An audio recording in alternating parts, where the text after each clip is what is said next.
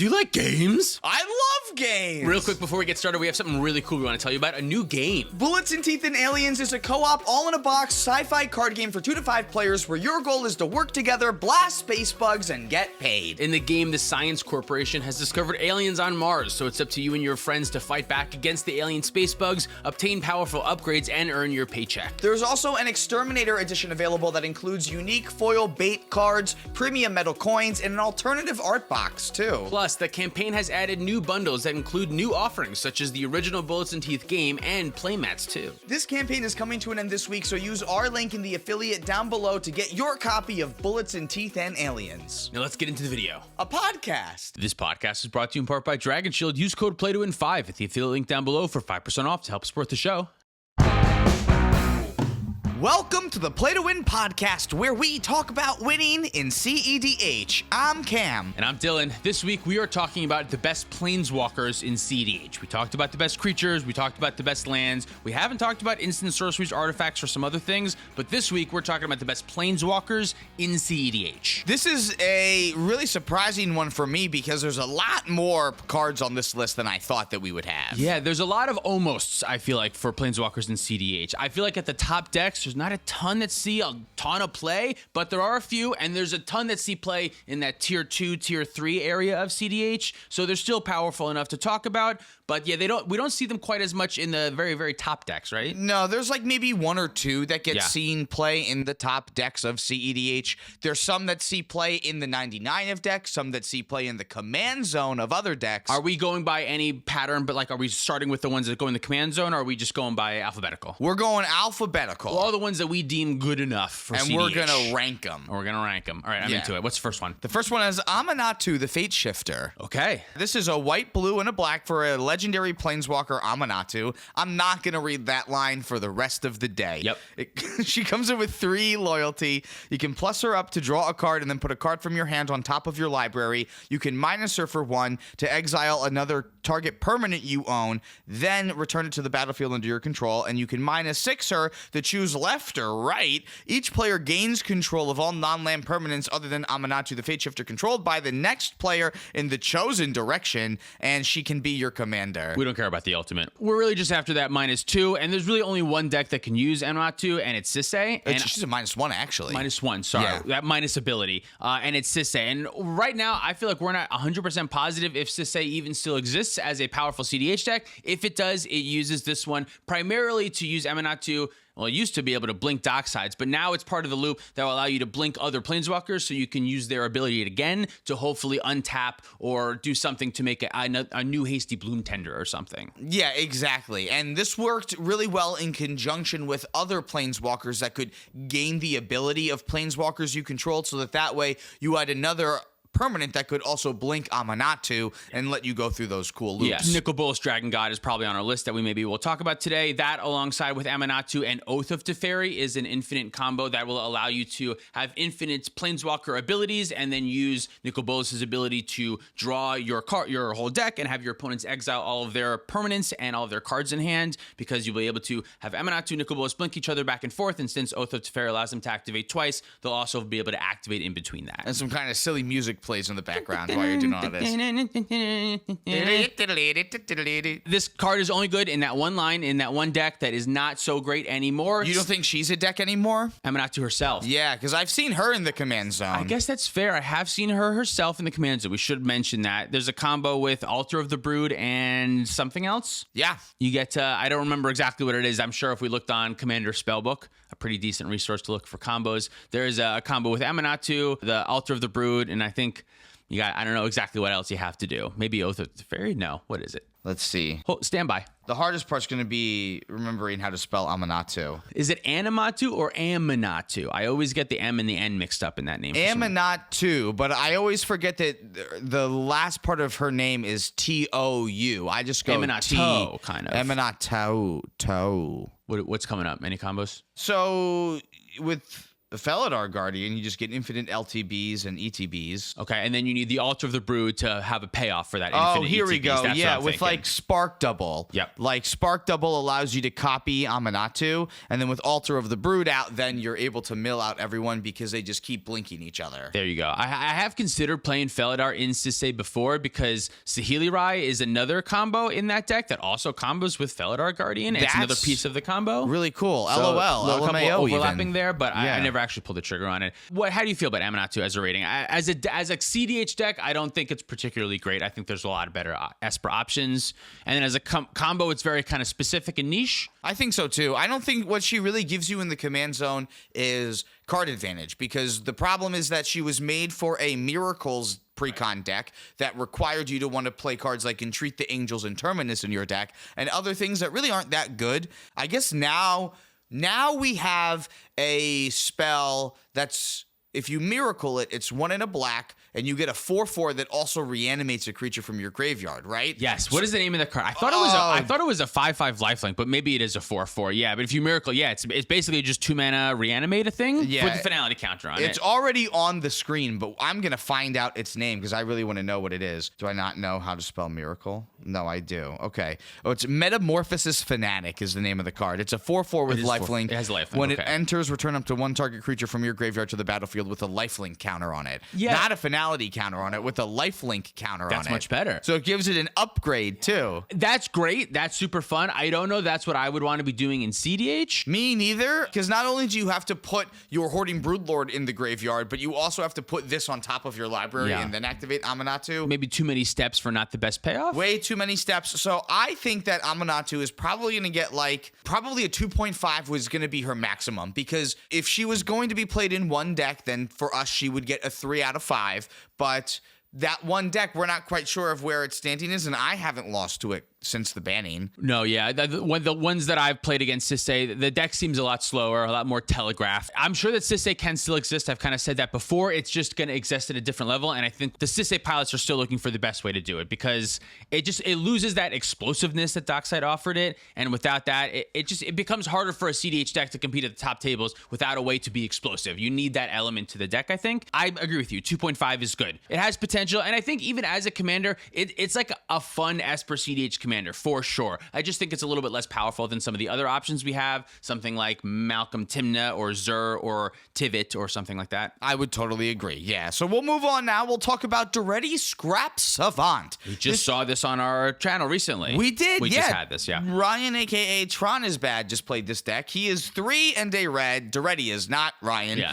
For a 3 loyalty, you +2 him to discard up to 2 cards and then draw that many cards, and you can -2 to Trash for Treasures, which is sacrifice an artifact. If you do, return target artifact card from your graveyard to the battlefield. And if you -10, you get an emblem that says whenever an artifact's put into the graveyard from the battlefield, return that card at the beginning of the next end step. I'm reading these loyalty abilities real fast because they're not going to matter. It's these pluses and minuses we care about. The ultimates rarely matter. And he can be your commander too. Right. And I think that's the important part, because if you want to play mono red artifacts, this one just gives you a lot of reach, not literal reach, but it gives you a little bit of card advantage, card selection, access to the graveyard, all things that mono red artifacts really wants to do. We're really making sure that no one gets confused Don't in you this section dare of the get podcast. confused. Yeah.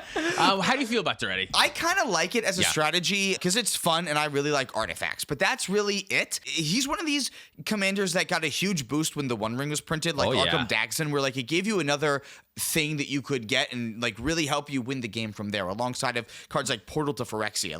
Being able to have Trash for Treasure in your command zone and get back some of these really impactful cards is really strong. It allows you to play cards like Goblin Welder, Goblin Engineer, and not feel like a silly goose a lot of the time.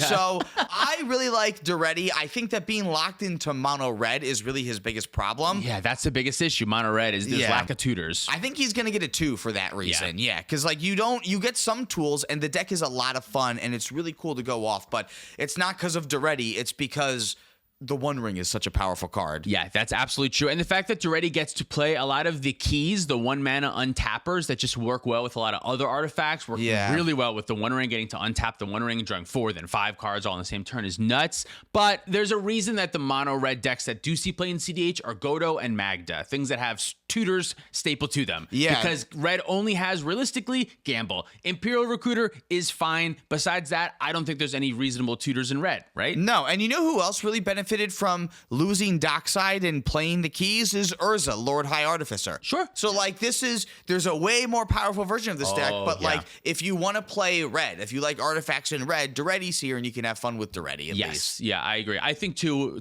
sounds great. You can win games. We just saw it beat our ass this weekend. It absolutely can win games with cEDH. Not my play style. 2. Exactly, yeah.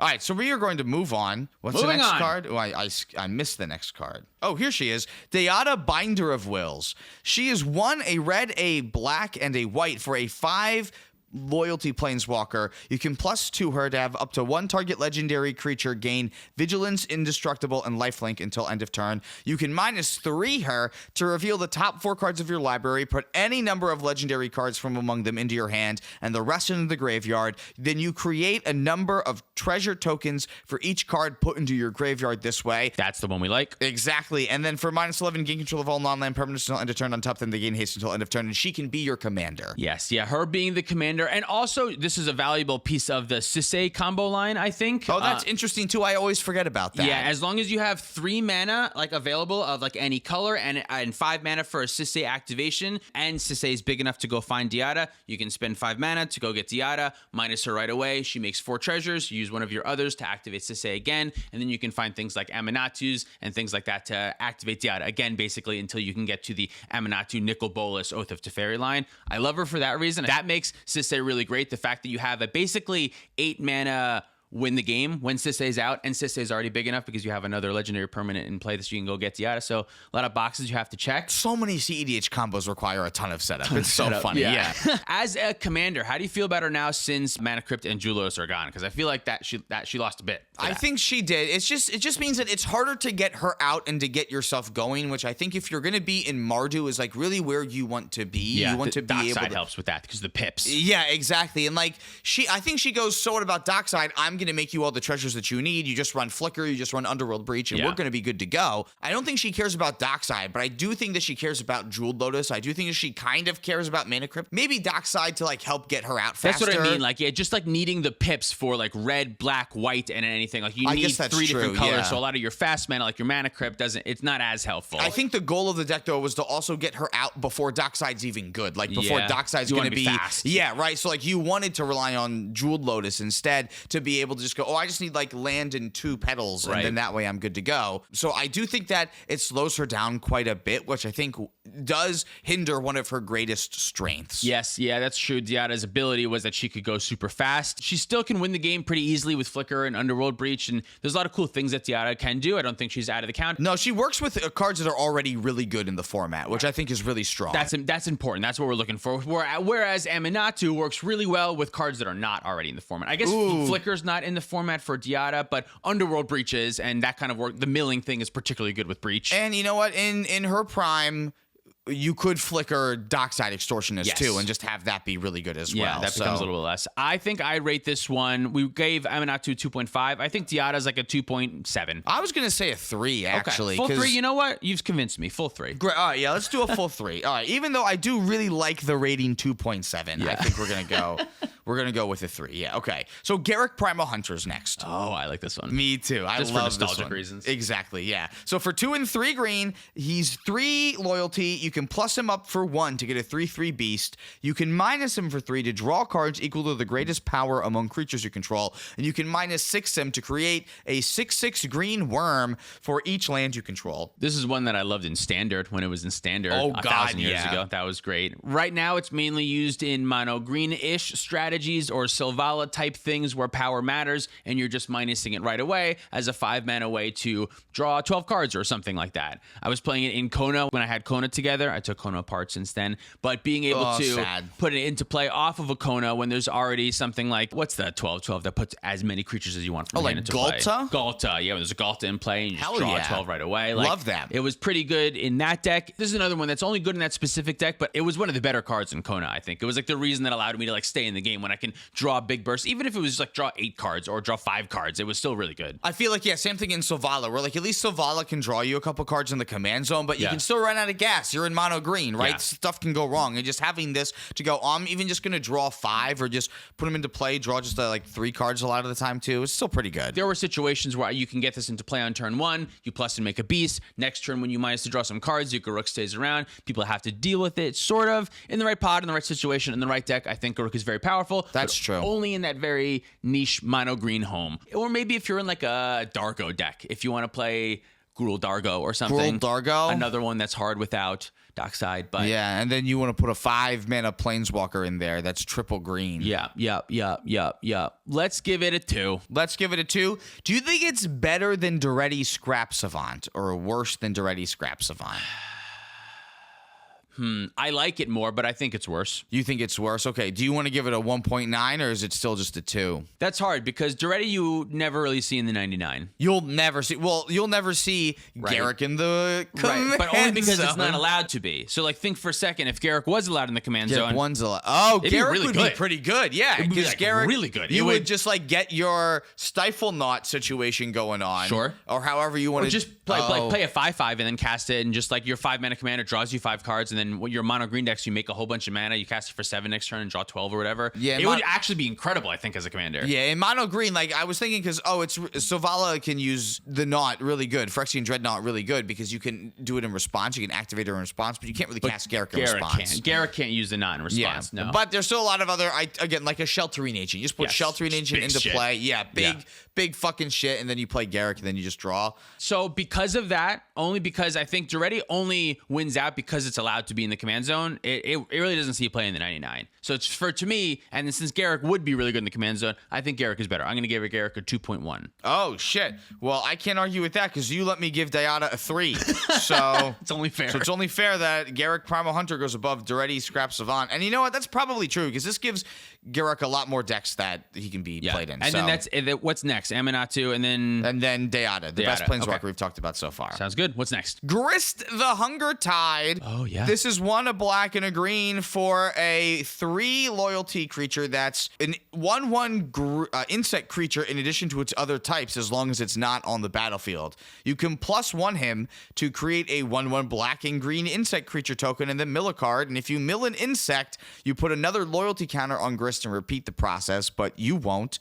If you -2 him, you may sacrifice a creature, and when you do, you can destroy a creature or a planeswalker. And for -5, each opponent loses life equal to the number of creature cards in your graveyard. This one is a destroy target creature in the command zone. It's a destroy target creature that you can tutor up with creature tutors, like Court of Calling, if it's in your 99. That's what's really cool about it, I think. Yeah, you can just Court of Calling it right into play. If it's in your command zone, you can sacrifice Protean Hulk, although it's kind of interesting because Varal's kind of does that a lot better, I think. You can cast the Varal's ahead of time, whereas casting this ahead of time is a little risky. People can attack it. Yeah. You get a blocker if you just make the 1/1 and you get 1 blocker, but if there's multiple attackers or a Crown out or something like that, someone it's got gonna be hard Swan Song Demon, it's still going to mess you up.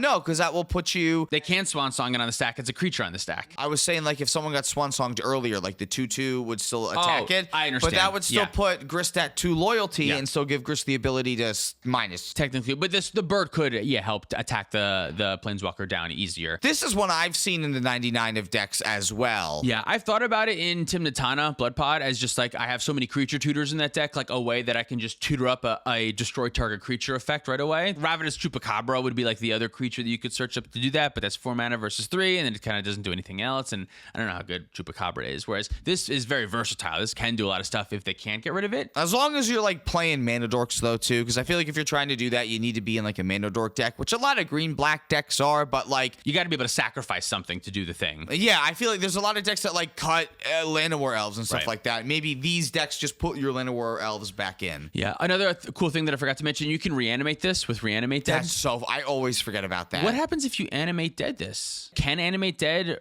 be attached to a planeswalker when it's in play? It can target it as a creature in the graveyard. I don't know. That's an interesting one that I hadn't thought about. When Animate Dead enters the battlefield, it loses enchant creature card in graveyard and gains enchant creature put onto the battlefield with Animate Dead. If a creature put onto the battlefield has protection from black, or if the creature can't legally be enchanted by Animate Dead for another reason, Animate Dead won't be able to attach to it. It will be put into the graveyard as a state-based action, causing its delayed trigger ability to trigger. So that means that Animate Dead cannot reanimate Grist, but Reanimate can. Just like return a creature from the graveyard to the battlefield. That would work. Say that last thing you said again? Reanimate could reanimate Grist from the graveyard. Yeah, because it targets it, and then you just lose 3 life. And that's it, yeah. Whereas Exactly. Animate Dead or Dance of the Dead or Necromancy could not reanimate Grist. Yeah, there's a second where it will check to make sure that it can still reanimate that thing. And then, Grist is still good. I like Grist. I think it's a fine. If I saw it at a cEDH pod as a cEDH table, I would say, oh, yes, this is okay. This is a cEDH deck. I'm ready. I believe it. So I think it's a little bit better than Amanatu. I think so too. I was prepared to give Grist a 3. Yeah. Is it better? I feel like Diad is better than Grist, though. Is I that feel true? like, oh, that's true. Yeah, Diana is better than Grist. So Grist has to get like a 2.9. 2.9 for me. That sounds great. But just barely. And mainly because Diad has access to more colors and Underworld Breach is just really good. And their standalone deck, Deata, is a lot better. Even though Grist sees playing more 99s. That's true. Diada only sees play in Sisay. Does Grist see play in a ton of other 99s? Not a lot of them. Not a ton of them. 1 or 2. They're pretty equivalent, but I think Diada's better. I think this is still fine. I think it. this is still fine. What's next? One that has fallen from favor. This is Jace, Wielder of Mysteries. 1 and 4 blue for 4 loyalty, and it has a static ability that says if you draw a card while you have no cards in your library, you win the game instead. You can +1 to have target player mill 2, and then you draw a card, and then you can -8 to draw 7, and if your library has no cards in it, you win the game. Isn't this interesting that like there was a moment before Thassa's Oracle was printed where this was, in my opinion, one of, if not the best win conditions in cEDH. There was a time where a Flash Hulk was still very prevalent, and I remember this with Tainted Pact and Demonic Consultation, and you would still play Laboratory Maniac. That was your deck. Like this was like the way that you would win the game in like Dimir-based decks. I remember that pretty vividly. If you weren't playing Flash Hulk, this was the thing to do. Yeah, blue, colorless, and black. So it's still only just like 5 mana, which is a lot cheaper than a lot of other combos. Right. Yeah, the issue was the triple blue, which is why Thassa's Oracle, it's only double blue. That's so much better. So it's kind of interesting that like if Thassa's Oracle got banned, this would probably just take its place in almost every single deck, and I don't think anything would change realistically. Yeah, I think it is still better than Labman because Laboratory Maniac just requires you to have a third piece of your combo. Yeah, this doesn't. This draws the card for you. Yeah, exactly. So like at least like before Timna, you could at least like do stuff that didn't cost you other mana or like cast a spell, but that's still additional setup that you have to do. Like it's all here on Jace. Yeah, the only issue with Jace is that it's a little bit trickier to tutor for. Thassa's Oracle you can find with green creature tutors, whereas this you can't. And it's, twice as expensive as Thassa's Oracle. It's a non-creature spell that's more easily counterable, like by things like Fierce Guardianship and stuff like that. I still think this card is good. It's so strange that it's just like it's something that's strictly better than it is here. Not strictly better, but just strictly better for our format, right? Like in standard, this thing was able to like come into play and like mill like someone else and then like draw you cards consistently over the course of the long game. Yeah. But that wasn't what this card does in cEDH at all. Yeah, it's kind of interesting. Like this thing does have some positive effects. If Thassa's Oracle is goose egg on its own, it's nothing. It's not helpful at all. That weird scry thing is, I guess that's something. But no one's ever done that Ever. after their Thoracle consult win gets stopped and go,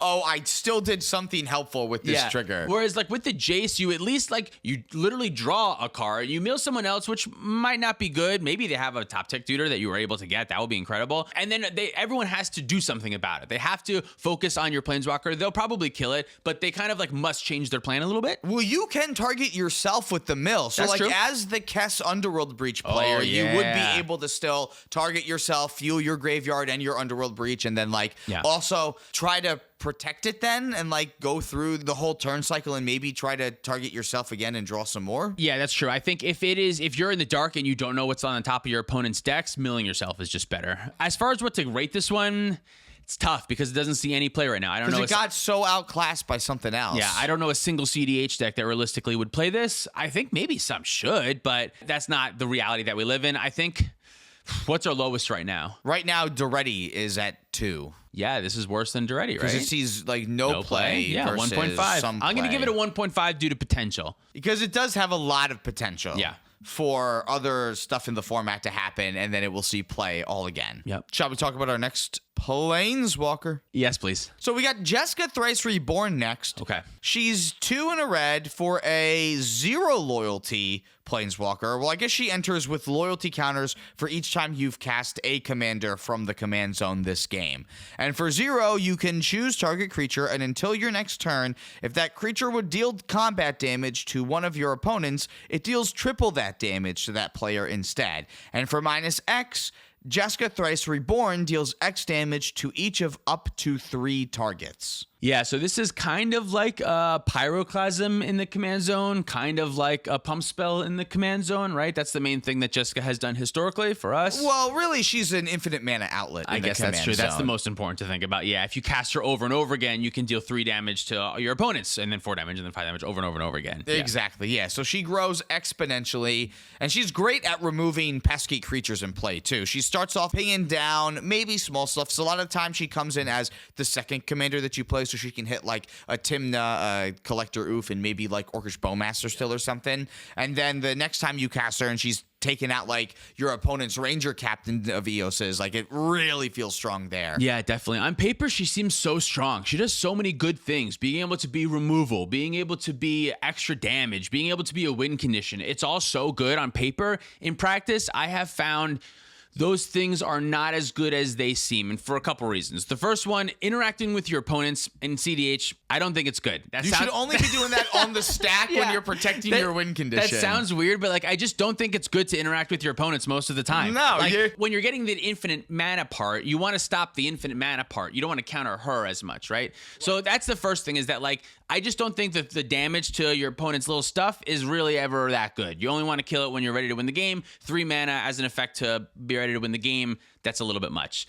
The pumping thing, the making triple damage for Ishai, you kill 1 player, your best case scenario is you use her to kill 1 player. That's not good, because then that's 1 less player that is going to interact with the other 2 players. Because remember, we've decided interacting with our players is bad. It's bad, yeah, exactly. Our opponents maybe don't know that. So we want them alive to interact with each other. That's the main thing. The infinite mana part is the best thing about her. If you're doing infinite mana with her and she's just that final spot, she's just your Thrasios, your win the game, and then your other commander is like pulling the deck, I like that a little bit more, I think. I don't know of a deck that really uses her just like that, just for the infinite. Yeah, Jessica Timna, I would say. Jessica Timna, That's true. a great example, I think, of a deck that uses its first commander as Timna, as the one that it mainly wants to get out first. Yeah. And then use it to draw cards and get you into like your Ad Nauseam and your Underworld Breach, so that way you can find your infinite mana combo. I have a question. To use Jessica to win. How do you make infinite mana in Mardu? Oh, Bomberman. That's my favorite way to do it. Yeah, that's true. Yeah, we're back to Bomberman. You do Bomberman. Yeah, that makes sense. Okay, the combo you have to discard your whole hand for. Yeah, well, you're already discarding your whole hand for Underworld Breach combo with LED anyway. That is true. So by the time you're there, though, by the time you're there, you have Underworld Breach with like counter spells in your graveyard that you can use normally. Except we're in Mardu, so instead we silence, and now everything's okay. Yeah. So I think my official opinion would be that Mardu, Jessica with Timna, and Timna being the focus, and Jessica just being a infinite mana outlet, I think that's the best case use for this card. Yeah, I think so too. Yeah. There's other, like, I've seen her paired with Thrasios, and I think that is fine too, but I don't think she's the best rug color pairing partner for Thrasios. You already have the outlet. Exactly, and that's the most important thing. Yeah, and you already have a ton of interaction in your Thrasios deck, so you're not really concerned about using her for creature removal. If you're doing that, I always assume you have nothing going on. It's like when Tim Natana casts Tana. It's very equivalent. Like it is a 3-for-1, like that, a 3-for-0 technically, because it's not a card that you start with in your hand. Like the rate is good. That effect is just often. I don't know that it directly leads to you winning the game. That's reality for 3 mana to deal 2 damage to 3 things. That is really good. Yeah. 5 mana to do 3 damage to 3 things. That rate is much worse. So like she gets diminishing returns significantly as the game progresses. Yeah, and I'm not saying that she can't be good. She can do really incredible, fun, super good things late in the game when she can just get rid of the exact sax pieces that you need so you can win the game on the spot. That's really great. She can do really great things. I like other stuff. I don't know. Is she better than Diada? Is this combo better than Diada? It's kind of interesting now that with Dockside gone, I'm not really sure anymore. So I think that she's better than Diada because she can see play in more decks and can do more for you than Diada. Like Diada requires a bunch of other cards that like kind of work together, and then Diada can be good. Jessica's cheaper. She's a lot easier to cast, and I think she's got a little bit more things that she can do and pull you in a little bit more directions. Like Diada, I guess, is a combo piece and mana, whereas Jessica is a combo piece and removal and Haymaker. And I guess and Haymaker. like Haymaker enabler. Yeah, so I guess that's 3 things, whereas Diada is only 2. But I wouldn't put Jessica much higher than Diada. Like I would say 3.1 for Jessica. Is where I'm looking at. Yeah, some of the little things that Diada does, like giving lifelink to your creature, is also like a little Haymaker thing that Diada does. That I think it's more comparable to Jessica because like dealing extra damage to your opponents doesn't really do anything, but having your creature have lifelink and gain you life in your ad nauseum deck, that actually can be pretty relevant. That's true. That can actually turn some stuff around. I think you're right. Only in the fact that partner's broken, I give Jessica a higher rating because there's more shit that you can do. Diada is locked in. Jessica can be paired with a variety of different things. Yeah, exactly. Okay, 3.1. I guess we could also think about it like this. Like, is Jessica Tymna a better Mardu deck than That's the main way that I'm considering it. Probably. But then you can also use Jessica in other color combinations. Not only is Jessica Tymna probably better than Diada, my gut tells me that because I think Tymna is really good, but Jessica can be paired with other stuff. So yeah, Jessica's got the higher rating, but not by much. Not by much. 3.1? I'm fine with 3.1, but you probably could sway me to go higher than that by a little bit if you wanted to. I don't. Okay. Kaito Bane of Nightmares is a new card that we didn't talk about in the Duskmourn set review, but I've seen a little bit of chatter about, and I don't know, I reread it, and I'm like, I don't know. So for 2, a black and a blue, we can ignore that because you can also ninjutsu him into play for 1, a blue, and a black. What the fuck? 3 mana versus 4. 3 mana versus 4, yeah, and he comes in with 4 loyalty, but also during your turn, as long as Kaito has 1 or more loyalty counters on him, he's a 3/4 ninja and has hexproof. Kind of interesting. Not indestructible, though. No evasiveness. No evasiveness. No. But I'm assuming you ninjutsu'd him in already, so he doesn't need the evasiveness. Well, he's a 3/4, but then you can also plus him for 1 so that you get an emblem. Whoa. With ninjas you control, get +1/+1. For 0, you surveil 2, then draw a card for each opponent who's lost life this turn. And for -2, you tap a creature and put 2 stun counters on it. Huh. Can you plus him the turn that you ninjutsu him in when he's a 3/4? Is he still a Planeswalker then? He is... Stumped immediately. What does it say? During your turn, as long as Kaito has 1 or more loyalty counters on him, he's a 3/4 ninja creature and has hexproof. To me, doesn't this normally also say, and he's still a Planeswalker on them? Or he would say in addition to. It's other types, right? Yeah, it becomes a 3/4 ninja in addition to its other types. But that would mean that as long as it has, when is it a 3/4? When it has more than 1 loyalty? As long as it has more than 1 loyalty. So as long as it's around, you can't use it? That can't be right. That would mean you could never use it. So it must mean... That would mean you could never use right? it. I thought that said that it was a 3/4 as long as it entered the battlefield this turn, but that's not true, I guess. No, as long as there's 1 or more loyalty counters on him. So if he dies on your turn... But he's indestructible. No, there's no indestructible. Oh, I thought you said there was. Okay. No, I specifically... You said there wasn't. No, because like Gideon gets indestructible when he becomes a creature, but they didn't do this with Kaito. How is Gideon worded? Gideon's such a cool card, too. All right, so here's Gideon Blackblade. As long as it's your turn, Gideon Blackblade is a 4/4 human soldier creature with indestructible, that's still a planeswalker. Yeah, Kaito doesn't say that's still a planeswalker. Do they update the ruling? Because that feels important, like an important distinction. And then what happens? So let's say you -2 Kaito, right? How would you? Your turn. It's a creature. How would you do that? I guess creatures can still activate their loyalty abilities. Maybe that's the rules difference, that if a creature has loyalty counters and loyalty abilities, maybe there's nothing stopping it from activating those abilities. Is that how Magic works? Can creatures activate loyalty abilities? A loyalty ability of a permanent can still be activated even if that permanent isn't a planeswalker. Okay, so that's how it works. So That's even though, how it works. So when it's on the battlefield, it doesn't have the planeswalker type?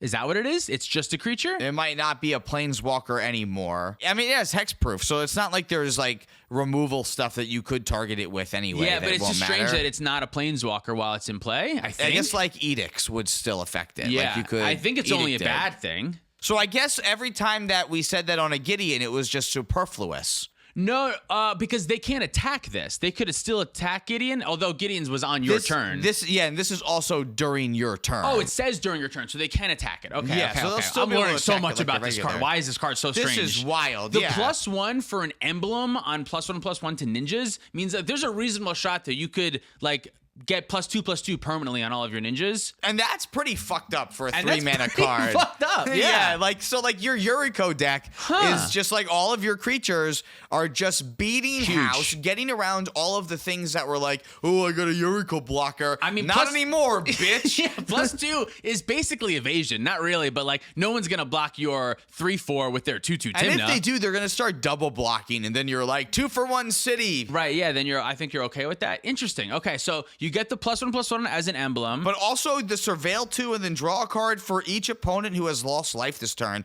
Turns like Kaito into like a Timna then. Is that effectively a Surveil 2 draw 3 if you hit correctly? If 3 opponents lost life this turn, That's really good. not Dude, even I if should you put hit Yuriko them. back together. Not Oh my even God. if you hit them. It's just if they lost life this turn. If they lost life this So turn. you can, you can even play With him Yuriko. after Deals damage. Yuriko. Yeah. Yeah, so you can attack one player. Yeah. Yuriko trigger, hit something. Everyone takes 1 damage, whatever. and then on this- your second main, Surveil you 2. draw 3. But you have to cast it for 4 mana if you do it on your second main. that No, way. you just ninjutsu'd him in somewhere. Okay, too. yeah, okay. I thought you were saying if you don't even have to ninjutsu him. But I guess. yeah. Oh, I guess. Yeah, you don't have to either. But still, that's draw 3, and then on your next turn, you just do it all again. But you can either draw or give the lordship thing. What's the third ability again? -2 to tap a creature, put 2 stun counters on it. That seems less good. That's like a removal spell for something that doesn't have a static ability. That seems like the less good ability. Yeah, this is interesting. I feel like this is another one that's only good in Yuriko. Oh, I wouldn't play this anywhere else. I So guess that there are is some going of to the- affect its rating, There though. are some of the blue-black, like Satoru, that can give everything in your hand ninjutsu or whatever. I think there are some decks, would they want something like this? No, because the Satoru decks are trying to like put in a Void Winnower and stuff like that. this Like, is too small ball.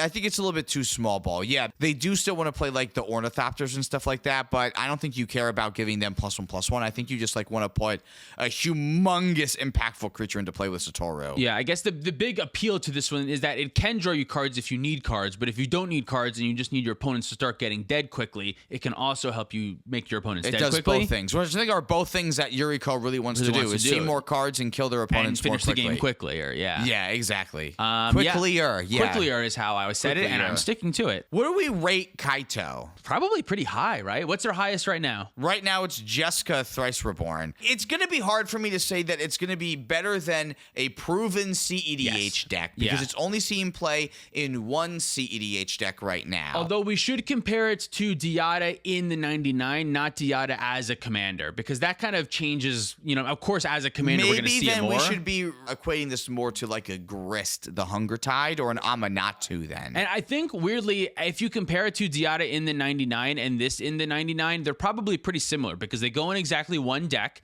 Although Diada is a win condition in Sisei, whereas this is just advantage in Yuriko. It's not necessarily a win condition. It's a powerful card. It's a good piece of the puzzle. But Diada is a straight up win the game button in Sisei. So is Amanatu then too. So like I feel like that. No, because Amanatu needs other shit. Amanatu is part of the fet. You still need a mana maker with Amanatu. You still need a Bloom Tender. Diada is just by itself. And And Sisay and the other stuff that you need to help set it up, too. It's different. I see what you mean. It's a slight difference, but it you is need different. more. You need more I see what you mean. specificity. Yeah. So I think Diada is better than this card. What is it called? Kaito. Bane of Nightmares. Bane Yeah. of Do you Nightmares. think that Kaito's better than Grist?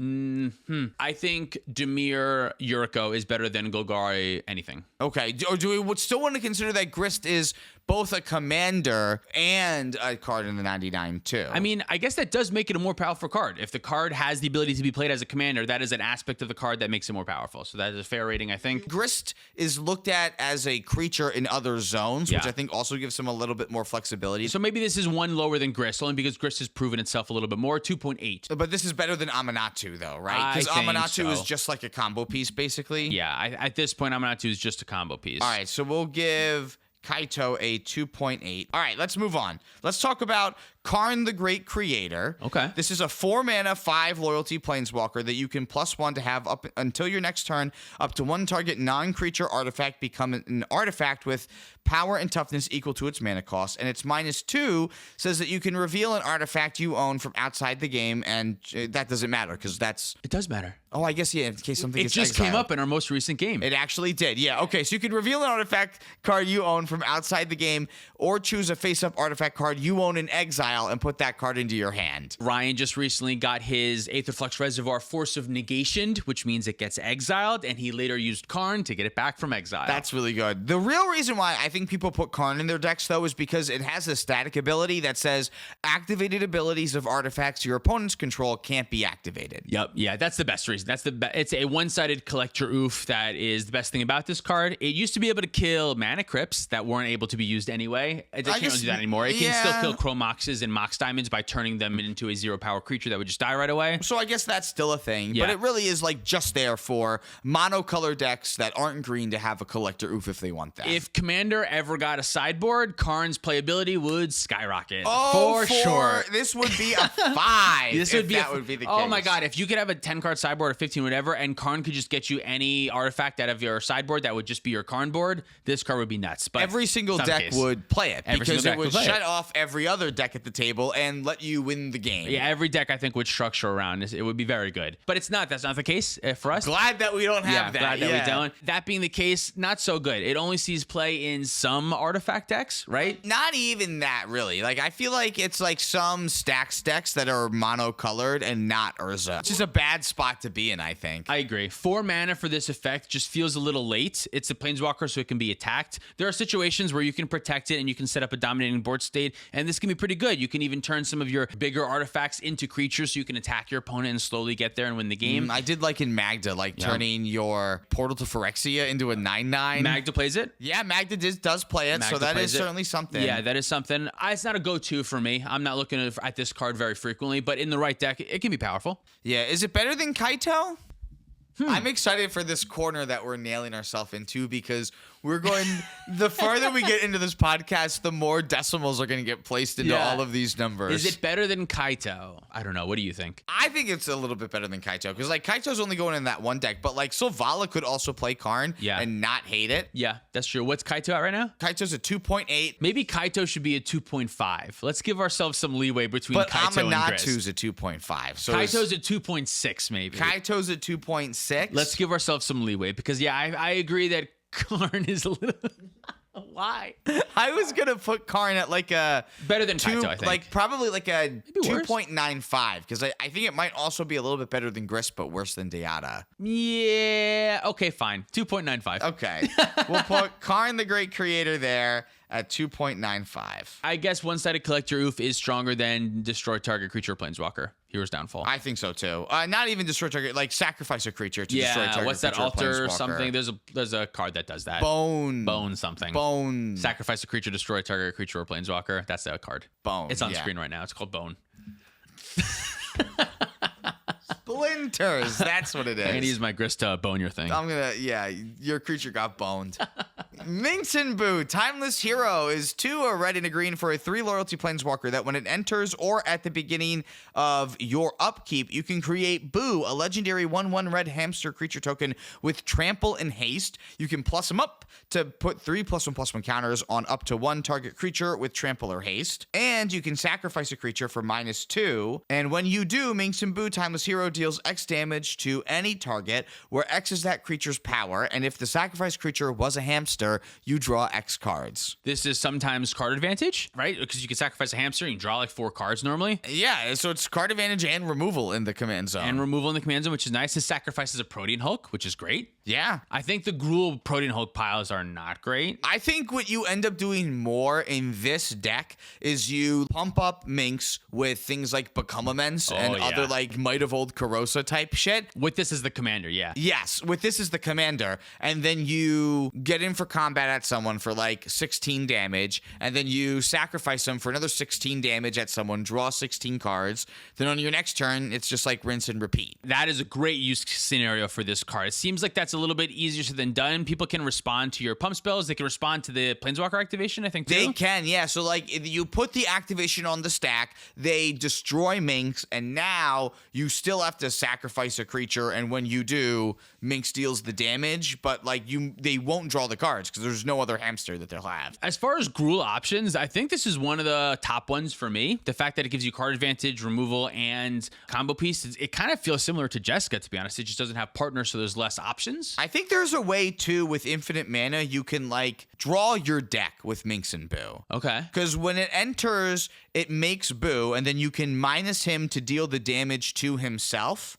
And then you still draw the card. Yeah. That puts him back in the command zone. Yep. So if you have infinite mana, you can draw your entire deck with Minx and Boo, too. That's pretty helpful. That's a big upgrade. I should have said that first. Oh, that's probably one of the more important things you can do. Like, it says any target the damage. Any target. It can be himself. How much loyalty does it come in with? Comes in with 3. And so it's you a minus -2. 2 them and then deal the 1 damage and you draw the one card. Yeah, that sounds awesome. I know there's another like background deck as a Gruul deck that uses the background to do some sort of stuff. I think I like Minx and Boo better. I think so too. I like Tatali better too. Atali was the top dog. Now I think it's questionable. Now I'm not sure. Now between the two, yeah. And this is a card that like you play in a lot of your red-green like mid-rangey decks. Like I played this in Atali. It did not come up as much as I hoped that it would, but this wasn't my Atali deck. This is something that like I've seen in the rug decks that I've been putting together too since post-bans now. I've seen it in Tim Natana lists. I haven't liked it there myself, but it does see play in a lot of Tim Natana lists or any really creature-based decks that are playing red and green. I think it's up for one of your 4 drops that you can play. Now you don't get many. You can play like maybe 3 or 4 drops, but it can be one of them. It's like one of the best Planeswalkers that they've ever printed. I think just like across all formats, across all of Magic, when you look at it like way back from just like as a Magic card, yes, it's like one of the best Planeswalkers we've ever seen, which is kind of crazy. Yeah, we've come a long way from Jace the Mind Sculptor. Yes, yeah, definitely. For cEDH specifically, worse than Diata, right? Man. Is it or no? Probably. I think it's worse love than Minx Diata. and Boo so much, but he's probably worse than Diata. Worse than Diata, I think, yeah. Yeah, but better than Grist. Better than Grist, I agree. Similar to Grist, though. What about versus Karn the Great Creator? This is just gut reaction. I like what Minx and Boo does more. Me too. So let's give him a higher grade. Drawing cards is better than shutting off my opponents. That's true, yeah. So I think Minx and Boo then has to get something between 3 and 2.95. Let's go with 2.99. 2.99. Let's narrow the corner we've Okay, got even ourselves more. into even more. And now when there's a card that's in between Minx and Boo and Diata, it's going to be a 2.999. Oh, no. All right. Narset Parter of Veils is 1 and 2 blue for a 5 loyalty planeswalker that says each opponent can't draw more than 1 card each turn, and you can -2 her to look at the top 4 cards of your library, reveal a non-creature, non-land from among them, put it into your hand, and put the rest on the bottom in a random order. This is another... Did you finish saying what it does? I did. I read the whole card. This is another card that I view kind of like Garruk, where I want it to be good. On paper, it feels really good. In practice, it hasn't been as good as I want it to be. The potentials with Wheel of Fortune are pretty crazy, though. I'm kind of almost surprised it doesn't see more play. In theory, this should be the best planeswalker that we're talking about today, but I do think that, weirdly enough, the lack of a +1 ability is holding this card back. because once you get to the point where it is no longer threatening and like you can just get rid of it, then like there's nothing that you can do. Like at least like some of these other planeswalkers, like I guess maybe there's a lot of them that we are talking about now that don't have plus abilities that we're actually using, like Jessica Thrice Reborn and stuff. I think this one's main issue is it just doesn't have a great home. Wheels isn't a strategy that's explored a lot right now in CEDH. Or good. Yeah, I didn't want to say not good, but yeah, not good. I'll it's not say good. it. Yeah, it's not it's good. not good. Not explored a lot right now, I'll go with. But yeah, not good. And plus, we keep getting things that are just like better, that combo better with Wheels, like Shieldred and Orcish Bowmaster. And just like, you know what's the best thing that you can combo with the Wheel of Fortune?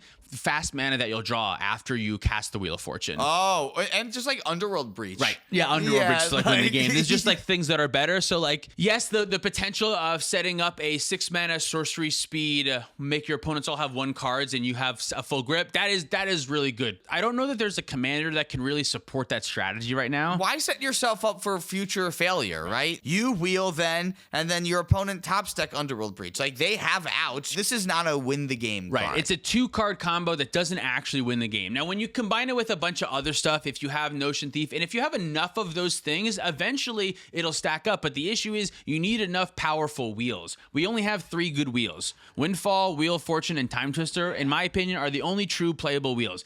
All those other ones are a stretch, and you know it. They're not that good. They're close, but not great. But you need like 5 or 6 of those of that rate, 3 mana or less to draw. The other problem, though, is that like even though you have the massive amount of other things you can do with the wheels, then when it is Narset that you have, you go, oh, good, I have the bad one. And then there's like other stuff that can still go wrong for you when like that wouldn't happen with all of the creatures that go better with wheels instead. And I think there was a moment in cEDH where wheels were a lot better in the flash meta. I think when everyone was sandbagging for most of the game, where they were just setting up, they were having flash ready, but just not pulling the trigger because they knew everyone else had flash. When you're just like waiting, sculpting, planning for the late game, wheels are good then because they can disrupt you. And then you've been mystical tutoring and you have Flash Hulk in your hand, and then you wheel it away and you can't do it. Wheels are good there, but that's not what it is in cEDH. That's not what cEDH looks like right now. I don't think. No, the meta's changed a ton. Too many people can just like a fresh 7. Great. All my deck is mad consistent. So like if you give me a new 7, it's just gonna like there's a probably good chance it's just as good, if not better, than what I already have in my hand. And then I get to untap after you. I guess that's just saying why wheels aren't good right now. Narset stops you from getting that fresh 7, but sorcery speed, double pips, doesn't actually win the game. I didn't think this would happen, but I'm giving Narset a 1. A 1? A 1? What else are we Wow. going to give Narset? That is pretty low. Yeah. No that is pretty play low. in cEDH, might not even be qualified to be on the list. What's the lowest one we have so far? Jace, Wielder of Mysteries. That at least wins you the game with the 2-card combo that we talked about. That's true. That's true. No decks play this card. No decks are on this card. You could argue Jace, Wielder of Mysteries belongs in Talion. Maybe. I think I'll give it around the same as Jace, 1 notch worse. That's hard, man, because realistically, if I had to choose one of them, I would play Narset over Jace right now. I don't want to play Jace because I want to play Thassa's Oracle. Narset at least does something new and like does something different. But you don't want to play Narset. You want to play Orcish Bowmaster. You want to play Shieldred. Yeah. You want to play Notion Thief. You want to play the cards that win you the game with it, not just like go. Yeah, it's just not enough. Okay, I'll still give it a 1.4. All right, that means it's going to average to a 1.2. Nicol Bolas Dragon God is a blue, 3 black, and a red for a 4 loyalty planeswalker that has all the loyalty abilities of all other planeswalkers on the battlefield. You can plus them to draw a card and have each opponent exile a card from their hand or a permanent they control. -3 to destroy a creature or planeswalker, and then -8 to have each opponent who doesn't control a legendary creature or planeswalker lose the game. So this one is part of all the Sisei loops, all the stuff that you're doing with Amanatu, all those things that I already said about this combo applies here the same. That's all that it's here for. That's really all that it's here for. Nicol Bolas to me is worded in a way that will continue to get more and more broken as more and more planeswalkers get printed that are broken. Nicol Bolas can do the same thing. It works really well with things that can flicker stuff and untap stuff and do stuff like that. So I think Nicol Bolas has a ceiling to get stronger and stronger, like Amanatu does. Amanatu can also be a commander, which Nicol Bolas can't. So I think Amanatu is a little bit better for that reason, that it exists in a home outside of just Sisei lines, which is kind of all Nicol Bolas is. I think so too, but I think that we're going to end up moving them down like lower than Amanatu, lower than Garruk too, and probably lower than Duretti, because at least like those are all seen play in like multiple other decks and other scenarios too. I guess that's true. It's worse than Garruk because Garruk could see play in mono green. I think it's a fine slot for kind of a lot of mono green strategies, whereas this one really only sees play in Sisei specifically. Yeah. Sisei's better than mono green. Does that make a difference? I guess, yeah. But where's Sisay at in the meta right now, No, too? it's too hard to say. I think this one is around a 2. I think this is better than Duretti, though. All right, so then I'll go with that, too. All right, we'll say that Nico Bolas Dragon God is a 2.05. 2.05, sure. Oko Thief of Crowns is one a green and a blue for a 4 loyalty planeswalker that +2s to make a food, +1s to have target artifact or creature lose all abilities and become a green elk with a base power and toughness of 3/3. And for -5, you can exchange control of target artifact or creature you control with target creature and opponent controls with power 3 or less. This is another one that on paper seems like it should be so good. As far as like planeswalkers, from a zoomed out perspective of planeswalkers in Magic, I still believe Oko's top 5. Yeah, at least, definitely right? top 3, I would say even. Realistically, it's one of the best planeswalkers that's ever been printed. For our format, 3 mana for interaction is a little bit much. That swap ability is cool. It's just 3 mana for interaction is a lot. At 3 mana, you're looking to kill multiple stuff, and Oko's just not normally going to survive the untaps. You have 3 opponents, they can all attack it pretty easily. And it leaves them with a thing still, too. Like, for 3 mana, like, there's so many better rates in cEDH that you could be going for. And there are situations where, yes, you turn your opponent's commander into a 3/3, but they're able to politic with their other opponents to block the 3/3, and then now you can't turn 2 opponents' commanders into 3/3s, because as soon as you do the second one, they'll attack each other, maybe, and then they'll get their commanders back, which is not something that you have to think about normally with Oko. Or they just like play Diabolic Intent, right, and then it's like the perfect thing to sacrifice. Yeah, I love Oko in Sisay as a legendary permanent that for only 3 mana gives +2, can help get rid of a stacks piece that'd be relevant, can do some relevant things inside of Sisay, but outside of Sisay, I don't really love it in other strategies. You could, if you wanted to be in like very slow Simic, but like Kinnan doesn't want this. Kinnan wants to be more lowered to the ground with removal. It's just, yes, what the removal does is good. I would just rather Chain of Vapor. Or are we just giving this card a really low grade then? Maybe. Yeah, maybe. I think it probably goes similar to where Nicol Bolas goes. A little bit lower, because Nicol Bolas is at least part of the combo. Oko is just an option. Is Oko better than Duretti? Duretti's another weird one where, like we said before, it only sees play because it's a commander. It wouldn't see play in the 99 normally. Oko at least can see play in the 99. Oko would see play as a commander probably, but it's not. We're not talking about hypothetical. I'm gonna say that Oko's a 1.9. I love it. All right, it's a little bit worse than Duretti. Yeah, so weird. That's what I'm gonna say. Yeah, because it's just a little bit weird. So we're gonna move into Professor Onyx next. This is 4 and 2 black for a 5 mana Liliana Planeswalker with Magecraft. Whenever you cast or copy an instant or sorcery spell, each opponent loses 2 life and you gain 2 life. You can +1 to lose a life and look at the top 3 cards of your library, put one of them into your hand and the rest into the graveyard. -3 to have each opponent sacrifice a creature with the greatest power among creatures that player controls, and -8 to have each opponent, they may discard a card, and if they don't, they lose 3 life and you repeat this process 6 more times. I should have stopped after the Magecraft ability, because all this fucking thing does is just combo with Chain of Smog and mono black decks. Yep, it is Tendrils of Agony on a stick. That's the main thing that this is for 6 mana. This, like you said, combos with Chain of Smog, target yourself over and over again. You're copying a spell over and over again, drain the whole table.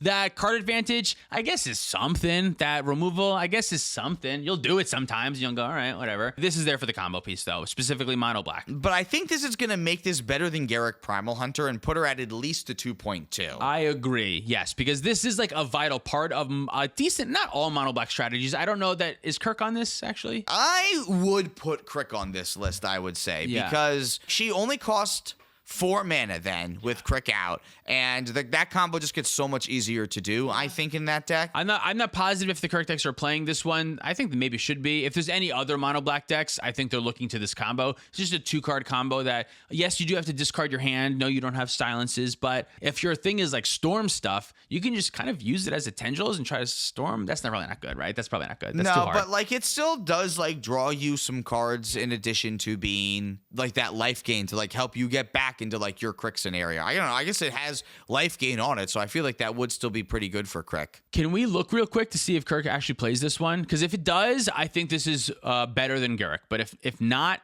then not. Because Garruk only like sometimes sees play in those mono green decks. It doesn't always, and I don't always think it's right. I just think it's an option for those mono green decks. Well, this Crick list with 1,439 likes is not on. Not playing it. Not on it. No. That's kind of what I assumed. I but think mono black is also better than mono green, though, in my opinion. Do you think? I think, yeah. Interesting. I think they're close. Kirk is the only mono black deck, right? I guess for the most part, Crick is really the only mono black deck. You could play Yawgmoth. But I do think that the level of difference between where Crick is versus what Sylvala and the other mono green decks are doing. Crick can win on turn 2. Crick can do rock size stuff. It can be busted in the right hands. And like Sylvala can be too, but I do think that just like Crick has a little bit more consistency with it too. Yeah, I think you're probably right. Okay, so we give this a higher rating than Garrick? I think I'm going to give it a higher rating than Garrick. But not much. Yeah. Close. It's in the same ballpark. Let's say 2.15 then. I love it. I love that rating. All right, that sounds good. Oh my god, the next card has so many fucking words. It's Ral Monsoon Mage because it's double-sided. Let's just skip this one. Does anyone play this? What, Rockside? This is not Kark Rockside. Karkasima. Do they play it? Maybe. What if we just look at forgot Ken's it? list? Can we look at Ken's list real quick? If Ken list plays it, we'll talk about it. If not, too many words. He's not on it. All right, yeah. Okay. Skip it. That's why it was on here. And it's I not was good like, enough for us. Yeah, exactly. Look it up on your own. It's almost good enough for Kark and Sakashima. All right, this next one has a lot of words on it. Oh, it's next with this too? No, it's Tameo, the new Tameo, the flip Tameo. Yeah, this one's wordy too. All right, so our next one is Tameo Inquisitive Student. This is a blue mana for a Merfolk Wizard that's a 0/3 with flyer that when she attacks, lets you investigate. And when you draw your third card in a turn, you can exile. You flip her. And then when she comes into play as a Planeswalker, she's got 2 loyalty. You +2 her so that until your next turn, whenever a creature attacks you or a Planeswalker you control, it gets -1/-0 until end of turn.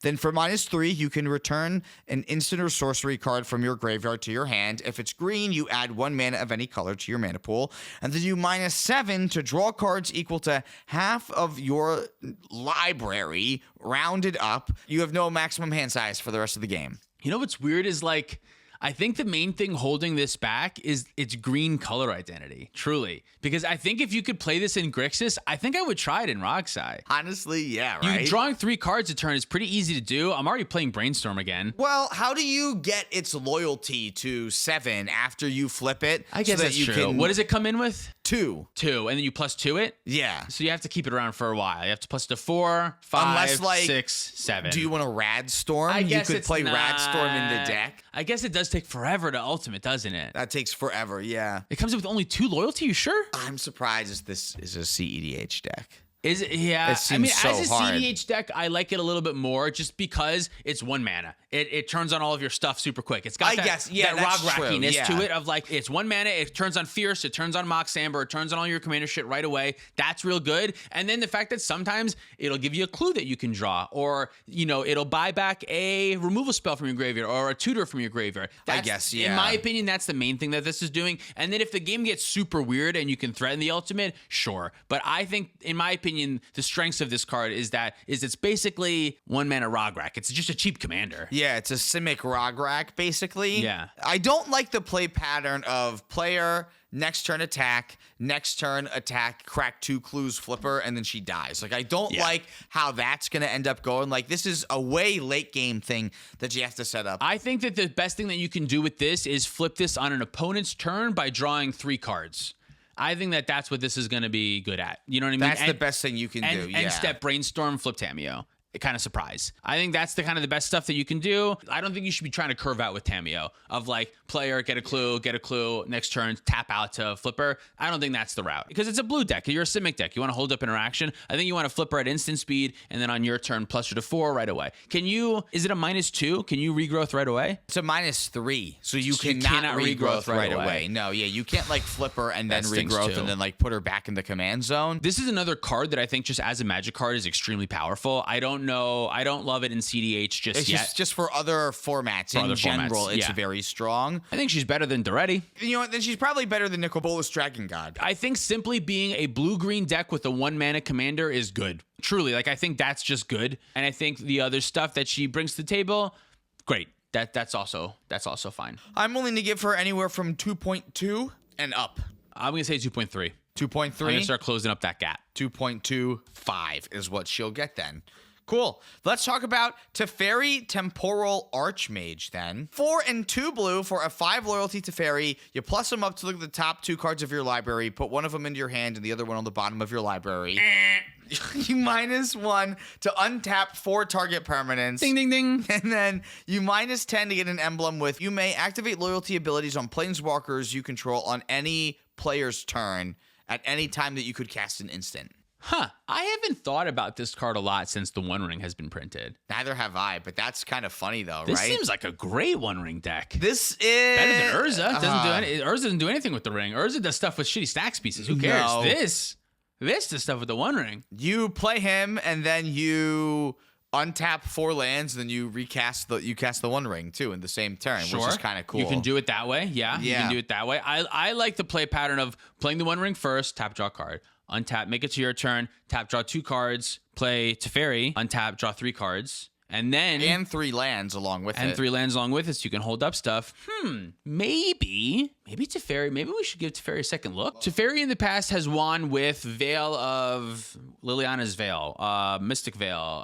It's an artifact for 4 mana. You can... The Chain Veil. The Chain Veil. Wins with the Chain Veil. Also really good with artifacts that want to tap, stuff like Grim Monolith, Mana Vault, and the One Ring. Plays a lot of really awkward cards, though. Plays a couple, but it's been so many years, you could probably trim a lot of those awkward cards and just put like a bunch of blue counter spells, a bunch of ways to find artifacts, and that's it. What other cards were you playing before that were shitty? Do you remember them? Thran Dynamo. Get it out of here. This deck has even won Black Lotuses. Yeah, it has won some tournaments and stuff. Yeah, but just like in the hands of one player in particular who knows the deck very well, and I've played that list. Wasn't that when you played it didn't have Mox Diamond in it or something too? Yeah, right? Like there's like just some weird cards. Some players are just good. Sometimes just players are good and they win with bad decks. Yeah. Because of the One Ring, I think I'm looking at this card a lot more. I mean, if you go down that mental pathway, eventually you'll get to, why don't I just play fucking Derevi? Because then I can play 3 colors and it's also untapping the One Ring. Oh, yeah. And if I have a bunch of creatures, why this is bad. That's why it's bad. That's why it's bad. If you want to do that, if you want to do Turbo One Ring, play Derevi because it has access to all the same shit and other ways to untap the ring multiple times. Yeah, exactly. So it's bad, actually. Never mind. I changed my whole opinion. It's better than Derevi. Because blue's better than Derevi. Blue's better than red. It's better than Derevi. 2.3. Yeah, what's at 2.3 now? That's high. Nice. It's better than Tamiyo Inquisitive Student. Oh, wait a minute. What's Tamiyo at? 2.25. Tamiyo doesn't have a great win condition. Tamiyo sucks, yeah. 2.3 this is. 2.3 this is. All right, Teferi Time Raveler. We're getting so close to the some of the best ones. We still haven't hit, in my opinion, what are clear the top 2 picks. We still haven't hit them yet. Yeah. We're almost there. Sorry to interrupt. Teferi. Yeah, I don't think we've hit them either. Yeah.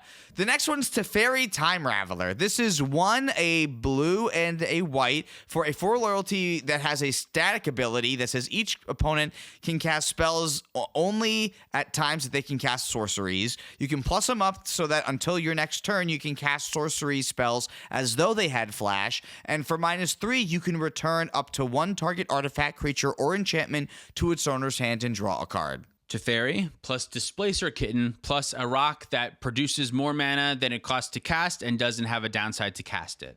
That's a long way to say Soul Ring or Mana Vault. Or Grim Monolith? Or Mox Opal if you already have... or Mox Amber. If you already have the condition. With Teferi, you bounce the rock to draw a card. You recast the rock to trigger the Displacer Kitten, and the Displacer Kitten flickers a Planeswalker, so it's fresh again, the Teferi, so then you can bounce the rock again. Yeah, because you're also tapping the rock in between before it goes back to your hand, so you're drawing through your deck, making a bunch of mana. With the Mox Amber, you're netting mana of any color. With Soul Ring, you're netting colorless mana. Because Mox Amber, it counts creatures and planeswalkers, or just creatures? No, it is just creatures. I guess it makes mana of any color that your commander is if you have Mox Amber. Yeah. And planeswalkers you control. That's Look really at that. cool. So blue and white with Mox Amber. I think this combo is a touch underrated, which is kind of weird to say because I think it's probably one of the more popular combos right now, and underrated, that doesn't make sense. If you're in blue-white, I think you should probably be doing this. Because like the Soul Ring slot, that's already in your deck. That's not an include. The Displacer Kitten, it's kind of only got to go in if your commander's got a good ETB, something like Tivit or something like that. This combo is a great combo in Tivit. It's great in Traxxas, hard to play right now, but anything like that where like flickering your commander with the kitten when you're doing other stuff would also be good. The trap is you can't play Teferi and pass. You only play Teferi when you're winning with this combo. And when you are, it's great because it helps with protection for this combo. But playing Teferi and pass is the same thing as playing a defense grid and pass. You give your other opponents protection, so that's not good. That's the trap part about this combo. Unless you have silence and a way to get back silence on every one of your opponent's turns somehow. Sure. Unless you are prepared to stop your opponents from winning the game. That's the only difference, right? is that like it at least gives you that window. I think this one is great. I think this is probably a go-to, especially now with Dockside gone. I think this is going to pick up a lot more popularity. That's kind of the thing I think about when I think about like underrated, is like I haven't seen this particular combo being chatted about since the Dockside bans, and I think that this is the one that benefits the most. Although weirdly, Displacer Kitten was really good with Dockside, so maybe Kitten gets a little bit worse now. I guess I'm not that's sure. true. Yeah, Kitten I feel like might get a little bit worse, but Kitten's also really good with like Eternal Witness and just like a lot of these other like loops that you can get into. So and then anytime we get a new commander that has a great ETB, Kitten's gonna be like, "Hi, remember me? I'm really broken. You forget?" And then we'll remember again. I think Teferi is one of the best cards we talked about. I think Teferi gets a 4.5 because 4.5. it is so powerful. You can use blue it form a lot of the time, right? Like even if you don't have the Displacer Kitten thing going on, it's still a silence. If you're winning with Breach or with Thassa's Oracle another way, it is still a silence. It's still a silence to have. Sometimes the decks that play this also get to play cards like Damn, and when you can like Wrath at instant speed too, like there's a lot of really cool things that I think Teferi lets you do. Yeah, I agree. I think, a 4.5 sounds real. I think Teferi is a real cEDH card that sees play in top tier decks. It's part of a combo that draws you cards, that gets rid of stuff. It's like, it is everything that we want a Planeswalker to be. I think it got a lot of like hate in the beginning because you were giving the game to other players. As long as you don't do that and use it the way it's supposed to be used, it's very powerful. Exactly, yeah. So let's talk about Tevesh Zot, Doom of Fools. This is 4 and a black for a 4 loyalty guy that can be your commander. You +2 to get 2/0/1 black Thrall creature tokens. You +1 to sacrifice another creature or Planeswalker. And if you do draw 2 cards, then draw another card if you sacrificed your commander this way.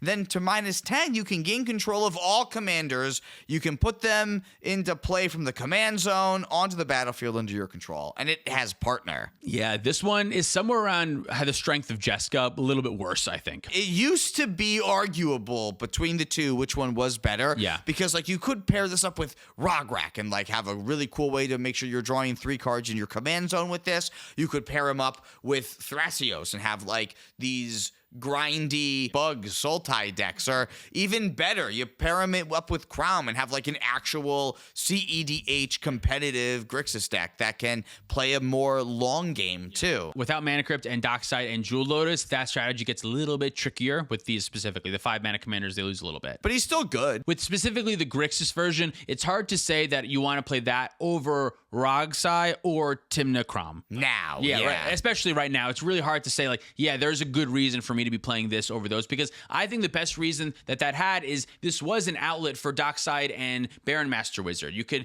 cast Tevesh Zot over and over again and draw your whole deck by sacrificing the Tevesh Zot with the Baron Master Wizard and going through with Dockside. I like that it works really great with Skull Clamp because you can sacrifice the token Skull Clamp, draw 2 for each thing. That's really nutty. I like that it's a thing that black-based decks can do in the command zone that can get them card advantage. So like your Dark Rituals can go somewhere that may not be an ad nauseum, but they at least can go into this thing that will gain you cards. So that's good.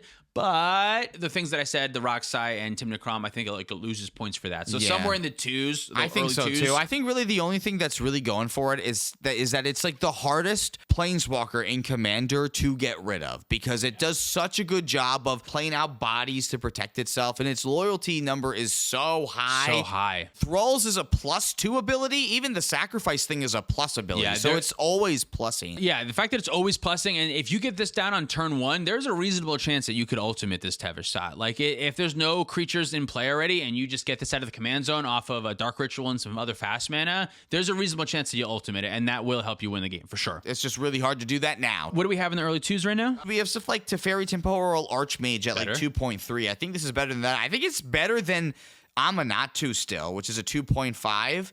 Is it better than Kaido, Bane of Nightmares? I think it's better than Kaido. The partner ability just gives Tevesh a lot of flexibility. I think it's better than Bane. It's just only because mainly it's been around more and it's more flexible. Bane only goes in Yuriko. Then we'll give Tevesh a 2.85. We have 3 more Planeswalkers to talk about. 2 of them are the best ones, I think. I guess we'll find out. Geez, I hope so. I might have a special include at the end if we don't. Okay, I guess we'll find out. Tezzeret the Seeker? That's one of them. Okay, good. Phew, yeah, I think this one's so phenomenal. Yeah. 3 and 2 blue for a 4 loyalty Tezzeret. You plus him to untap 2 target artifacts. -X lets you search your library for an artifact with CMC X or less. That's the one. And put it into play. Yeah, that just finds the One Ring, finds Basalt Monolith. For -5, artifacts you control become artifact creatures with base power and toughness 5/5 until end of turn. This is a tutor. This is a tutor for Kinnan to use to find Basalt Monolith or find the One Ring. You won't get the cast, but or like that's what this is. It's just like a 5-mana tutor in the right big mana deck is good enough. And honestly, there's a lot of decks using it to try to find the One Ring. And honestly, as I'm saying this, I should be playing this in Thrasios Rograk. Ooh. Because not only will it get me the One Ring, I'm playing the Basalt Monolith Kinnan combo. Oh, yeah. And we've started thinking that maybe some of the Gaia's Cradle combos aren't what the deck should be doing. And maybe it's time for Dramatic Scepter to come back, right? And like Tezzeret helps you get ISO-Rev together too. Tutors that put stuff right into play, I think are really good because they give you that hidden information, especially if you can bluff. Your opponents don't always know what's going in. You are allowed to. It's X or less, right? X or less, So if you wanted to, you could -3. They think, what could that be? I don't know. I can't think of any 3-drops. And you go get a 2-drop and it's Isochron Scepter. That stuff's not going to always come up, but the fact that it gives you that option to hide some information, I think makes it a lot better, right? Because if it was just a 5-mana tutor to put in your hand, that's not as good, but you can get this one right into play. I like this card a lot. Everything really only sees play in Kinnan right now when it comes to like top tier decks, but if you're in a blue-based artifact deck, which there are a ton of tier 2 and tier 3 decks that are like bluish with artifacts, I think Tezzeret is an awesome include into most of those decks. So I think Tezzeret's going to get a 4 because there's just so much good stuff you can get. It's a real card. Tezzeret's only going to get better as we get more artifacts that we want to see in every deck too. So And the it untaps what now? The One Ring. The One Ring. Like 2 artifacts, actually. Yeah. The same thing that the reason we were talking about why Teferi is good, Tezzeret's way better at that. Yeah. So love Tezzeret the Seeker. Yeah. Cool. Yeah. 4 sounds great. 4 sounds great. All right. Our next one is Tyvar Jubilant Brawler. So this is a black and a green for a 3 loyalty Tyvar that lets you activate abilities of creatures as though they had haste. And then for +1, you can untap up to 1 target creature. And then for -2, mill 3 cards. Then you can return a creature card with mana value 2 or less from your graveyard to the battlefield. Yeah, this one, I mean, if Sisay does still exist, it's on the back of Tyvar for sure. Tyvar giving your creatures pseudo haste so that your Bloom Tender can tap right away. Tyvar being able to reanimate your Bloom Tender, which can now tap right away because of the Tyvar. Tyvar being able to untap your Bloom Tender so you can make more mana. Like, in my opinion, if Sisay exists, it's on the back of Tyvar, and things that can do things that are similar to what Tyvar does. That ability, we don't have that on this low of a mana rate so far, of like that pseudo haste that also untaps, that also reanimates. Like, those are 3 crucial things for 3 mana. The 1,000-year elixir, I think, would be the thing that's probably the closest to it, where... And that's 3 mana and then another to tap and activate, right? You have to pay true. mana, Yeah, right? so it is still a little bit cheaper, but like at the same, or a little bit more expensive, but at the same mana cost. But still, I think Tyvar is just like, it's just so much more. So many of the lines that I was playing with Sisay were facilitated through Tyvar. Oh, Tyvar lets me untap it. Like, getting to untap the thing changes everything. That's 2 activations rather than 1. Like, it really makes a huge difference. So what do we want to rate Tyvar then? Because again, like, we're not sure where Sisay's at, and surprisingly enough, there hasn't been like Hermit Druid decks that have popped up because of this card either. Yeah, this one cannot be played as a commander. No, this one cannot be. Kind of a bummer, because if it could, it would be pretty good, I think. I think so too. I think it would be. I don't know. I rate it similarly to Aminatou, and the only reason that I'll unfortunately probably give it a little bit weaker of a rating is because it can't be a commander. It only really sees play in the one deck. In my opinion, from what I've seen, it only sees play in Sisay. Could it see play in some other untappy decks? Yes. In the future, if something untappy gets printed that's broken, Tyvar will be able to use the hell out of it. But right now, it only really sees play in one deck that we're not sure is good. We've said that before about Nicol Bolas and the other ones. Then we're going to give him a 2.4 so that he's a little worse than Aminatou, but better than Temporal Archmage Teferi, which I think makes sense. That makes sense, yeah. High ceiling, though. High ceiling for the future, one that I'm looking out for in the future. Cool. And then the last one that I have on the list then is... Oh man, I guess I have 2 more because I just realized. Did you realize the one that I'm thinking of? I don't know. Maybe we'll find out. So there's Vivian Monsters Advocate. That's the one that I'm thinking of. Really? It was Tezzeret and Vivian for me. The I think are some of the best ones. Oh, I wouldn't say this is like one of the best Planeswalkers ever, but maybe that's because you're a little bit. I'm jaded. You're jaded right now on this mono green pill. This one does something that. Wait. I'm sorry. Which Vivian are you talking about? Monsters Advocate is 3 and 2 green. This is for not. a 3 This is not the one I was ones. thinking about. Yeah. No, this one's not very good. You may look at the top card of your library at any time and cast creature spells from the top of your library. You can plus her to make a 3/3 beast and put either a Vigilance, Reach, or trample counter on it. And to -2, whenever you cast a creature spell this turn, you search your library for a creature card with lesser mana value and put it onto the battlefield. Okay, so yes, this one is not the Vivian that I was thinking about. I was thinking about the other Vivian. So the other Vivian is the one that I forgot that is going on the list after this. Yeah, this Vivian is really, I think, good for that tutor ability, and it's unfortunately only good in certain strategies, probably closer to mono green. Yeah, so I think it's going to end up being somewhere around where like Garruk Primal Hunter is. The big issue is that you have to spend 5 mana for this, and then you have to spend mana on another creature afterwards, only to get something smaller than it. So if you have 6 or 7 mana and you cast a 2-drop and you find a 1-drop, that's not that good. If you have this and you are able to cast a Shia and you go get Quirion Ranger, that's pretty good. But it's not good if you have Quirion Ranger and don't have a way to find a Shia. Right. In mono green, in Kona, I thought this card was awesome. It was able to get me some card advantage. It was able to put some bodies on the board. I wonder, and I'm not sure if decks like the Abzan one that loves counters, that I can't remember right now, what the fuck? Oh, I don't think that Tayam plays it. I don't think that Tayam plays it either. You're probably right. But to me, it looks like a Tayam card. It puts counters on stuff. It's creatures. It lets you go find stuff. The fact that it's a tutor is another one of these things that, like, I have high potential for it. It's just not seeing a ton of play right now. And it only sees play in some green decks. I've seen it play in the Naya Minx and Boo lists sometimes. Really? Some of the Naya lists kind of like it. Maybe Rocco, because you really want to find Quirion Ranger to bounce your Rocco to recast. I've never seen this card in a deck that's more than mono green. Okay.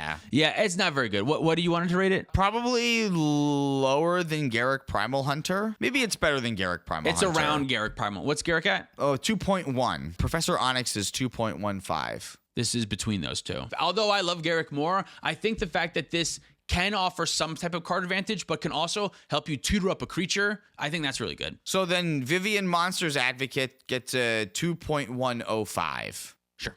And then our last Planeswalker is Vivian on the Hunt. Yes, this is the one that I was thinking of. 4 and 2 green, 4 loyalty, +2 to sacrifice a creature, and if you do, you search your library for a creature card with mana value equal to 1 plus the sacrifice creature's mana value, +1 to mill 5 cards, and then put any number of creature cards milled this way into your hand, and then -1 to create a 4/4 Rhino Warrior. The Birthing Pod ability. Basically, this acts as a second Birthing Pod in Naya-based decks. If you can find Felidar Guardian to flicker the Vivian, you can find Kiki-Jiki to make a copy of the Felidar Guardian, or I missed a spot in the line. You find Karma Guide. You can basically flicker over and over again to end up on Felidar Guardian and Kiki-Jiki with Vivian. The same way that you do with Birthing Pod, but it would still allow you to like have a Collector Oof in play and go through this line. Yeah, and the fact that this is like Birthing Pod only really goes for that line, I guess it can also be tutor for other stuff, but the fact that this can also like draw you some cards, put a 4/4 into play, this does some other things. It does some stuff. I think it's just a bit of a shame that like this whole Birthing Pod thing didn't end up catching on as much as maybe I thought that this Vivian would. Like, I think we see it a lot because you play Tim Natana a lot.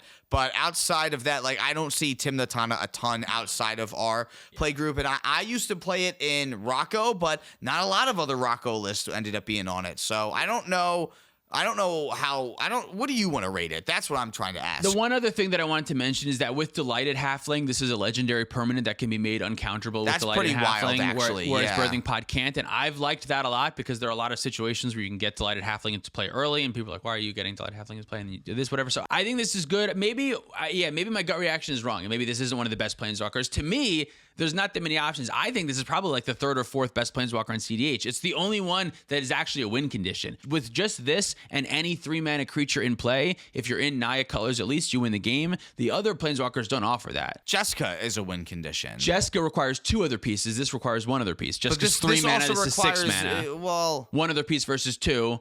but it's 3 mana versus 6. I see what you're saying. Yeah, that's what I'm so saying. like there's I a think lot of other trade-offs that go with that too. Yeah, Jessica can also be a commander and is a partner and those things Vivian doesn't have. So Vivian is a lot more narrow. So maybe it's not one of the best. I would want to rate this like a 3.5. That's where my gut would say You want this to put is. this that see, I think that Jessica Thrice Reborn and maybe even Dayada are a little bit better because like their cards that we're seeing, especially And they're, Dayada like, around the actually, 3. yeah, like they were seeing really consistent CEDH like tournament play, whereas like this Vivian did not really get there in terms of like its tournament pedigree. So I don't know that like is it even better than like Tevesh and Grist and stuff like that too? Like it does give you that birthing pod line, but like birthing pod itself has fallen out of favor a ton too. Yeah, I don't know. It could be my jaded opinion. I have won a lot of games with this card, so it's hard for me to give it a low rating. If I get to choose, I'm going to give it a 3.5, but you can give it the lower rating that would balance it out. I think this one is one of the better ones. It doesn't see a ton of play, but I still think it's good. Okay, I think I'll give you something where I can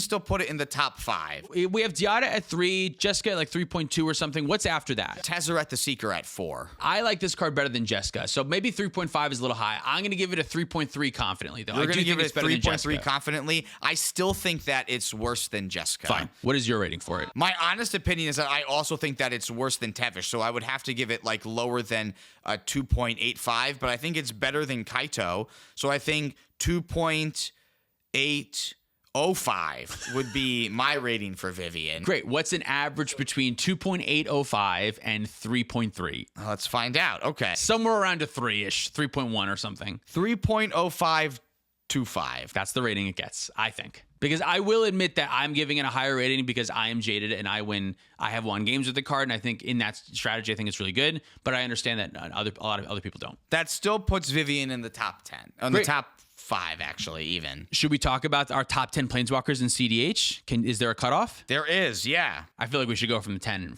up, right? Yeah, we got it. So our number 10 best Planeswalker in cEDH, surprisingly, is Kaito, Bane of Nightmares. Weird. We never talked about it on the thing. We've never seen it in play once. But no, great. but Okay. that gets number 10. Tevesh Sat came in at number 9 with 2.85. Our number 8 Planeswalker is Grist, the Hunger Tide, at a 2.9. Karn is our number 8, the Great Creator, our number 8 Planeswalker at 2.95. Wait, you just said 8 for Grist, I thought. Then Karn came in at number 7 because then Minx and Boo Timeless Hero came in at number 6 at a 2.99. And then Vivian on the Hunt came in at number 5 with a 3.0525. You fucked it up again. Yeah, Just write the numbers next to it. I did, and the number's right next to it because actually Dayada's number 5 at a 3. So then Bane isn't in the top 10. Bane's in 11? No, they're just switched around. Dayada came in at number 5 with a 3, but Vivian's actually at number 4 with a 3.0525. Okay. And then Jessica Thrice Reborn came in at a 3.1. And that's our number 3 Planeswalker, Jessica, our bronze medalist, Jessica Thrice Reborn. It's such a big distinct 3.15. And to the next one is Tezzeret? And then Tezzeret. Yeah, our silver medalist is Tezzeret at a 4. Yeah. And then our gold medalist is Teferi Time Raveler that came in at 4.5. Honestly, I don't know that I would have said that at the beginning of the podcast that Teferi is the best Planeswalker in cEDH, but it does make sense. It sees play in a lot of other lists like Tivit and other weird things. Yeah, it makes sense. It's part of a win condition. It's protection. I think the only reason why it was on my brain as the best one is because like that's a combo. It's combo line, something that like I've actively been like looking to try to put into more decks. Like it was something I was doing in Kennerith towards the end there too. So I just think, yeah, for some reason I haven't played it a ton since Atraxa. I haven't played any decks, I don't think, that were playing it, so I haven't just seen it personally in my hands recently. But I stand by it now. Teferi's the best, Tezzeret's second, Jessica's third. I think that fits. That sounds right. I think so too. What are yours? Tell us your favorite Planeswalkers in cEDH, or what you think the best ones are, or where we messed up on this list. Thanks so much for watching. If you like to support us directly, you can do so on Patreon, like our $100 patrons. Your boy Blue, Funko K, Sparky B, Insomnia, SC Phillip, Holding Groupie, Gecko21, Caleb Ritchie, Zach Hartley, Reactive, Shaun of the Ice, Stormageddon, Luke Cook, Demon of Rosgreaves, Peter Stewart, Cornell Wild, Uncle Butts, Nick Foles, Go to 9, Quad J, Hamid, Lauren Connell, and Baby G-Bus. If you want to pick up any of our merch, you can do that at playtowinmtg.com. Huge shout out to Dragon Shield for supporting the show. Use our link, PlayToWin5, at our affiliate link down below for 5% off. Follow us on TikTok, Twitter, and Instagram for more content. Thank you so much for watching. See you next time. Connor Williams, Roy Turner, Mystic Muffin Man, Jacob Bauer, Tyler Watson, Zachary Coulson, Tyler H., Mallcraft, Jabaha, Mace the Ace, Dalton Poteet, Hobo Ghost, Justin Mansolo, Jacob Depp, Jan Wildfang, Thomas Bueno, and David Nelson. I'm gonna real quick just pause so that I can do this. The sun is like bouncing off of this. Oh, yeah. I forgot that it does that. It might just look kind of weird that I put a sweatshirt there, but No one will know. Our number 5 Planeswalker. No, I messed up again. I missed a number. we started over. It's okay. Jill's been licking her ass this whole time in the Oh, background. God, nice. All right.